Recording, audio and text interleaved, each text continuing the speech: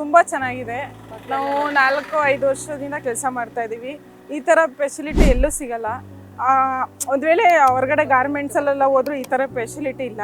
ನಾವು ಇಲ್ಲಿ ಕೆಲಸ ಮಾಡೋದ್ರಿಂದ ನಮ್ಮ ಫ್ಯಾಮಿಲಿಗೂ ತುಂಬ ಹೆಲ್ಪ್ ಆಗುತ್ತೆ. ನಮಗೆ ಟೈಮಿಂಗ್ಸು ಚೆನ್ನಾಗಿದೆ. 8 ಅವರ್ ಕೆಲಸ ಮಾಡ್ಕೊಂಡು ಹೋಗ್ತೀವಿ. ಟಿಫನ್ನು, ಕಾಫಿ, ಬೆಳಗ್ಗೆ ಬಂದ ತಕ್ಷಣ ಕಾಫಿ ಕೊಡ್ತಾರೆ.